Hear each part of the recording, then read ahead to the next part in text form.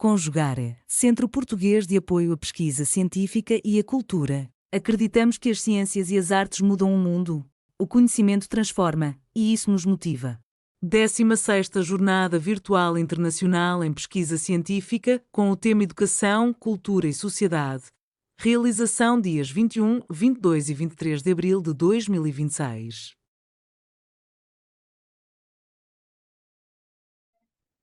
Olá, meu nome é Ana Paula e é com muita honra que venho apresentar o meu trabalho aqui no evento. A minha pesquisa se chama Impacto das mídias digitais na saúde mental e nas vivências de juventudes brasileiras. Eu sou estudante de serviço social da Universidade de Brasília e realizo iniciação científica no grupo de pesquisa da Infância e Juventude da Universidade Federal Rural do Rio de Janeiro. Bom, a pesquisa ela tem como foco geracional a geração Z e início da geração alfa no Brasil. Mas pensar em mídias digitais e saúde mental como um todo, ou seja, em relação ao mundo, é saber que os jovens no mundo usam as mídias para se socializar, se entreter e também para estudar. As telas são um novo e cotidiano meio de socialização da juventude no mundo. No Brasil, isso não é diferente. Então, lançamos como objetivo da pesquisa analisar os efeitos do uso das mídias digitais na subjetividade e na saúde mental dos jovens brasileiros e como isso se expressa na sociedade. Com isso, investigamos a comparação social, compreender os efeitos psicológicos do uso excessivo, refletir sobre o impacto considerando marcadores sociais como gênero, classe, raça e também território. Como fundamentação teórica e metodológica, utilizamos o modelo de suscetibilidade diferencial dos efeitos da mídia para compreender como que diferentes mídias vão trazer efeitos diferentes para o ser humano, interseccionalidade para analisar como classe, raça e gênero vão atravessar a experiência digital e também depoimentos públicos, que fizemos a coleta desses depoimentos públicos na própria internet, principalmente no fórum de discussão Reddit, para analisar os dados junto da fundamentação teórica. Bom, antes de aprofundarmos nessa temática da pesquisa, é interessante sabermos que as mídias elas se categorizam. Então, nós temos, por exemplo, as redes sociais, as plataformas de vídeo, serviços de streaming, sites e blogs, aplicativos de mensagem, jogos online e ambientes virtuais. No Brasil, de todas essas mídias, as redes sociais lideram. Elas são as mais utilizadas por jovens da geração Z. O Brasil, ele é considerado o terceiro maior consumidor de rede social do mundo. E a geração Z representa mais de 20% da população brasileira.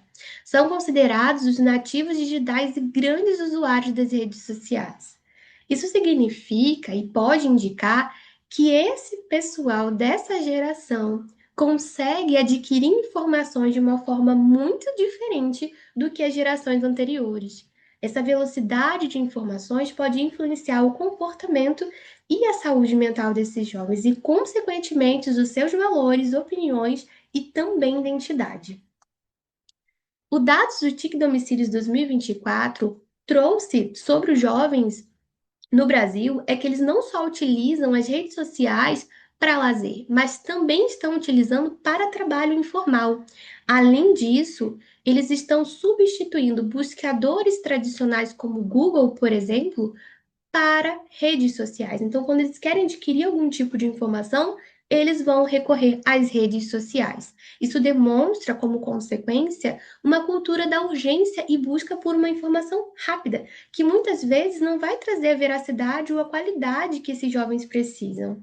Dados da SafeNet sobre o Helpline, um canal de ajuda online aqui no Brasil, indicou que em 2024 eles receberam 2.838 chamados sobre saúde mental e bem-estar, e a maior incidência desses chamados foi no estado de São Paulo. Aqui eu trouxe o gráfico do Helpline para vocês verem e todos os tópicos de pedidos de ajuda que o canal recebeu. Saúde mental e bem-estar está no terceiro tópico de maior chamamento. E o interessante do recorte de gênero é que o público feminino lidera os chamados de saúde mental e bem-estar no canal de ajuda, sendo mais de 50% público feminino. Em relação a essas redes sociais, 82% do total de jovens brasileiros têm perfis em redes sociais. E dentre as pesquisas da Safernet e também os depoimentos que nós encontramos online, 49% e até mais, junto com esses depoimentos, afirmam passar mais de 3 horas por dia em redes sociais. Nós vimos depoimentos de jovens que falavam que passavam 14 horas ou mais por semana só com rede social.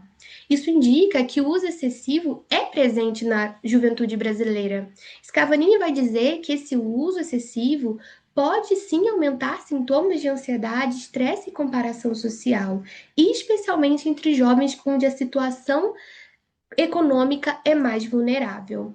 Com isso, relatamos aqui que é importante entender que, por mais que o jovem se identifique e que esse mundo digital traga conexão, identidade e acesso à informação, ele também pode potencializar desigualdades que já existem na vida real. Aqui nós trouxemos alguns depoimentos dos jovens brasileiros que estão na pesquisa. Por conta do tempo da apresentação, não dará para ler todos e trazer todos aqui, mas irei ler aqui alguns para que vocês possam compreender essa dinâmica de como os jovens têm lidado com a questão das mídias e a saúde mental. Eu vejo lá no TikTok as meninas dançando, aí eu fico lá no espelho me comparando. Fiquei com crise por conta disso. Eu acabei pensando, sei lá, que a vida das pessoas com quem eu me relaciono é muito melhor que a minha, sabe? Por existir realmente essa projeção desse personagem, assim que a vida de todo mundo é muito boa. Com isso, é importante refletir sobre o impacto na saúde mental e na cognição. Dentre os depoimentos da pesquisa, encontramos jovens relatando que não conseguem simplesmente ler um livro ou até mesmo assistir filmes, porque não conseguem se concentrar. Essa hiperestimulação tem trazido para a juventude brasileira desafios de concentração, principalmente em ambientes que já estão saturados de tanta informação. Outra ponte é a dissolução entre limite entre público e privado, abrindo brechas para altas exposições nas redes sociais ou até mesmo não ter limites do que se falar na rede social. Diante de alguns dessas características, é importante relatar que essas ferramentas elas apresentam uma arquitetura que faz com que o usuário ele permaneça conectado por bastante tempo. Então é importante entender que pode sim reconfigurar o pensar e o agir desses jovens. Com isso, lançamos alguns desafios. Ter acesso à ferramenta não é somente isso do que se trata a inclusão digital, mas se trata também de letramento crítico. O que é isso? Significa que precisamos explicar aos jovens o que de fato é ter um uso saudável tecnológico. Ou seja, saber mexer não é o mesmo que saber interpretar e exercer cidadania.